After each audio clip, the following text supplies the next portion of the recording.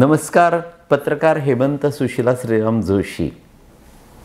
लातूरकर शिवराज पाटील चाकूरकर दिवसातून 3 वेळा कपडे बदलायचे. जेव्हा ते दिल्लीतल्या सत्तेत होते, कधी केंद्रात मंत्री होते तर कधी सभापती होते. केवळ सतत कपडे बदलतात म्हणून त्यांचं राष्ट्रपतीपद हुकलं, अन्यथा प्रतिभाताई पाटलांच्या ऐवजी त्यांचं नाव नक्की झालं होतं. माझं देखील काहीसं त्या चाकूरकरांसारखं होतं. म्हणजे मी साधारणतः 3 भागामध्ये लिखाण करतो, पण माझी 3ही परिच्छेद अनेकदा वेगवेगळ्या विषयांचे असतात. बोलण्यातूनही मग तेच घडतं, तुम्ही सहज लक्षात असू द्या. तर शिवराज पाटील चाकूरकरांच्या सूनबाई अर्चना पाटील चाकूरकर त्यांच्याविषयी मी अलीकडे बोललो होतो, सांगितलं होतं, लिखाण केलं होतं. नेमकं तेच घडणार आहे. भारतीय जनता पक्षातर्फे लातूर शहर विधानसभा मतदारसंघात त्यांची उमेदवारी जवळपास नक्की झाली आहे आणि त्या नेमक्या निवडून येतील. त्यांच्या विरोधात अर्थातच अमित विलासराव देशमुख हे महाआघाडीचे उमेदवार असतील. स्थानिक मतदार किंवा लातूर ग्रामीण आणि शहरी मतदार आता काहीसे तेच ते चेहरे बघून कंटाळले आहेत. म्हणजे आधी विलासराव सत्तेत होते, त्यांना निवडून आणायचे. त्यानंतर त्यांचे बंधू दिलीपराव देशमुख, विलासराव गेले, दिलीपराव थकले. त्यानंतर लातूर शहरामध्ये अमित देशमुख निवडणूक लढवायला लागले आणि ग्रामीणमध्ये धीरज देशमुखांना सांगून टाका, तो 3रा भाऊ आहे, त्यालाही कुठून तरी निवडून आणा. मित्रांनो, लोकांना कंटाळा येतो. अतिरेक केला की त्यांना तोचतोपणा वाटतो. त्यामुळे यावेळी नक्की अर्चनाताई पाटील निवडून येतील. दुसरा अत्यंत महत्त्वाचा मुद्दा म्हणजे अमुक एखादा पुरुष आयुष्यभर आपल्या बायकोबरोबर फिरतो आणि म्हातारपणी जरी त्याला प्रेयसी असली तरी तिच्याबरोबर तो बाहेर पडणार नाही, त्याला काहीशी लाज वाटते. तेच नेमकं शिवराज पाटील चाकूरकरांचं या विधानसभा निवडणुकीत होणार आहे. म्हणजे वयानुपरत्वे किंवा ते थकले आहेत, त्यामुळे प्रसारासाठी भलेही ते सुनबाईबरोबर अर्चनाताई पाटील चाकूरकरांबरोबर बाहेर पडणार नाहीत, बाहेर फिरणार नाहीत. पण लग्नामध्ये जसा एखादा खमक्या ते कोठीघर सांभाळणारा असतो, ती भूमिका स्वतः शिवराज पाटील चाकूरकर याला सांभाळणार आहेत. त्या प्रचार कार्यालयामध्ये, प्रमुख प्रचार कार्यालयामध्ये एक चाणाक्ष, त्यानंतर प्रेमळ, सतत लक्ष ठेवणारा, अभ्यासू, बाहेर प्रचार आणि प्रसार नेमका कसा होतो आहे त्याची माहिती घेणारा जो एक अनुभवी नेता त्या ठिकाणी ठाण मांडून बसलेला असतो, नेमकी तीच भूमिका या विधानसभेला भारतीय जनता पक्षाच्या वतीनं शिवराज पाटील चाकूरकर सांभाळणार आहेत.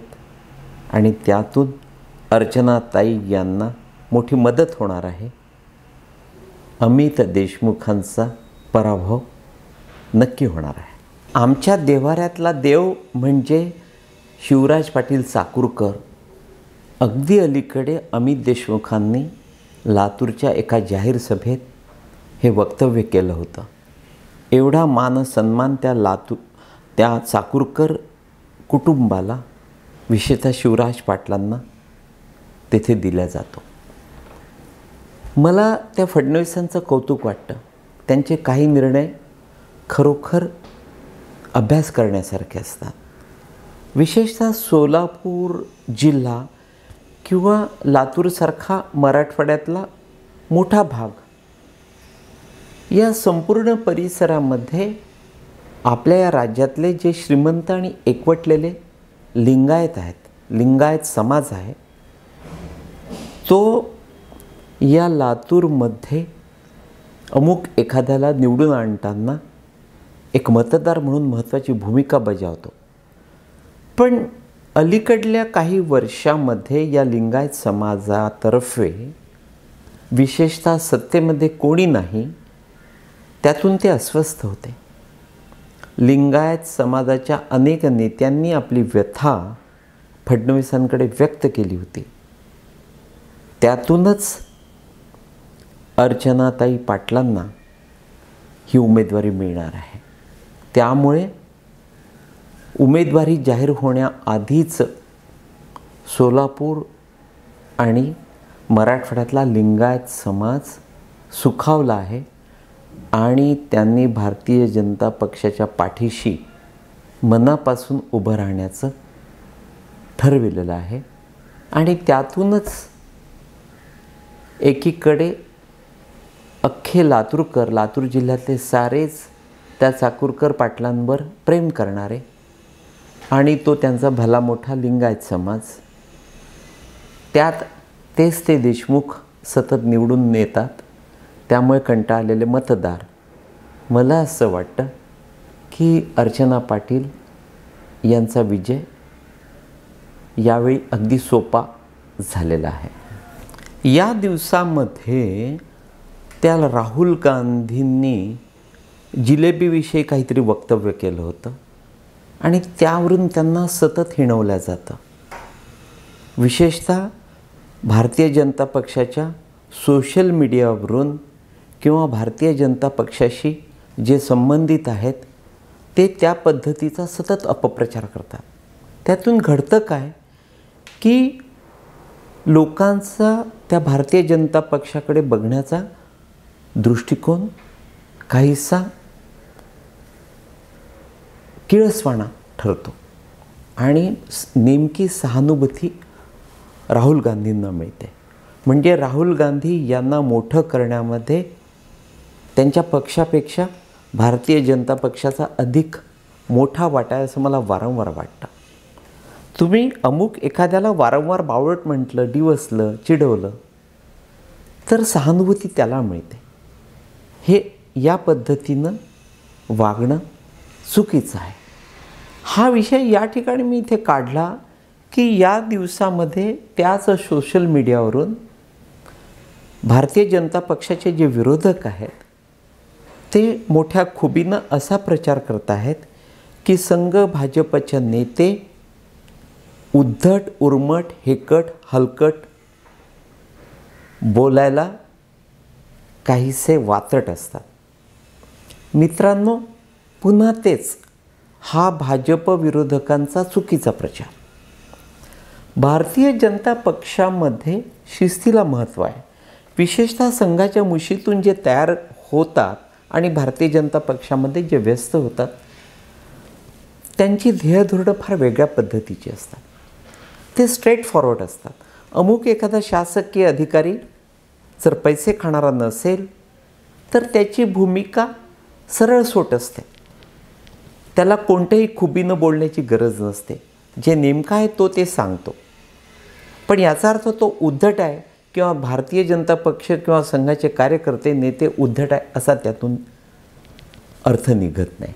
दुसरा महत्त्वाचा मुद्दा की अमुक एखाद्या बाईला 4 मुलं असतात आणि त्यापैकी 3 मुलं तिच्या कुरूप नवऱ्यासारखी असतात आणि एक मूल देखणं असतं.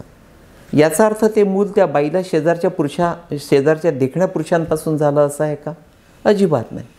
तेच नेमकं भारतीय जनता पक्षाच्या बाबतीत किंवा इतर कुठल्याही पक्षांच्या बाबतीमध्ये म्हणजे अमुक एखादा नेता चुकून उद्धट, उर्मट, हलकट असू शकतो.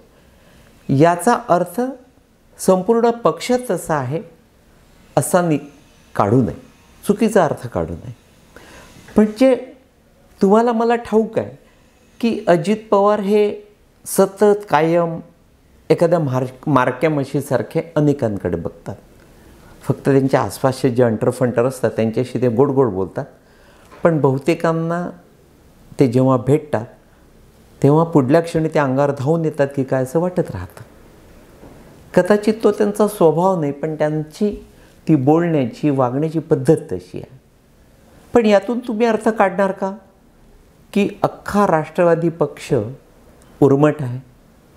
अजिबात ते तसं नसतं.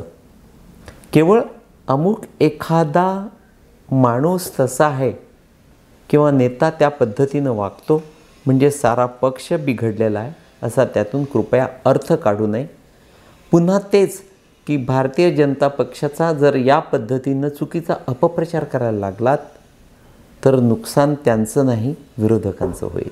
भारतीय जनता पक्षाचे आपल्या राज्यातले अगदी टॉपचे नेते, मग ते देवेंद्र फडणवीस असतील, रावसाहेब दानवे असतील, चंद्रशेखर बावनकुळे असतील किंवा मुंबई अध्यक्ष आशिष शेलार असतील, मित्रांनो, यांना भेटायला गेल्यानंतर किंवा या पद्धतीच्या कुठल्याही भारतीय जनता पक्षाच्या नेत्यांना भेटायला गेल्यानंतर ते तुमच्याशी उद्धट वागले, उर्मट वागले, तुम्हाला हाकलून लावलं, तुमचं त्यांनी ऐकून घेतलं नाही, हे कधीही घडत नाही. किंवा एकनाथ शिंदे मंत्रिमंडळातले भारतीय जनता पक्षाचे सारे सदस्य, मग ते चंद्रकांत पाटील असतील, राधाकृष्ण विखे पाटील असतील, अतुल सावे असतील, म्हणजे गिरीश महाजन तर मला असं वाटतं त्यांचा लिमलेटच्या गोळ्या विकण्याचा व्यवसाय आहे. किंवा सुधीर मुनगंटीवार एवढे गोड बोलतात की असं वाटतं की अरे हे कायम सतत त्यांच्या गावात बुड्डी के बाल विकतात की काय. किंवा या पद्धतीचे जे मंत्री आहेत ते एवढे दिलखुलास असतात की अनेकदा भीती वाटते हसता हसता यांच्या तोंडातली गवळी बाहेर पडते की काय. किंवा तिकडे त्या भारतीय जनता पक्षाच्या कार्यालयात जा, तिथे त्या हनुमंताच्या मूर्तीसारखे अगदी समोर ते मुकुंद कुलकर्णी बसलेले असतात. बालक मंदिरात बघा, एक जी बाई असते ती लहान मुलांना रिसीव्ह करायला दरवाज्यातच उभी असते आणि जसं ते लहान मूल त्या बालक मंदिरात येतं तसं ती पटकन त्याला कडेवर घेते आणि पटापट मुके घ्यायला सुरुवात करते.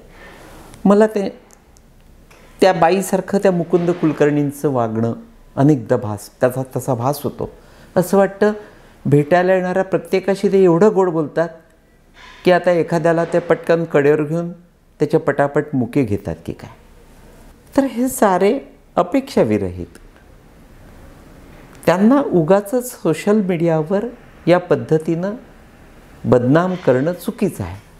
मतदारांना नेमकी फॅक्ट माहिती असते म्हणूनच वारंवार सांगतोय की त्यातून नुकसान विरोधकांचं होतं. त्या सुषमा अंधारेंकडे केव्हाही बघा, अमिताभ बच्चनसारख्या कायम अँग्री वुमनच्या भूमिकेत. असं वाटतं भेटायला जाणाऱ्याला की ही बाई आपल्या अंगावर कुदून आता आपल्याला बदाबदा ठोकून काढते की काय. पण याचा अर्थ असा नाही की अख्खी शिवसेना उद्धट उर्मट आहे. मित्रांनो, त्या भारतीय जनता पक्षातले एक जगमान्य नेते आहेत सुनील देवधर. अलीकडे मी त्यांना भेटायला गेलो होतो.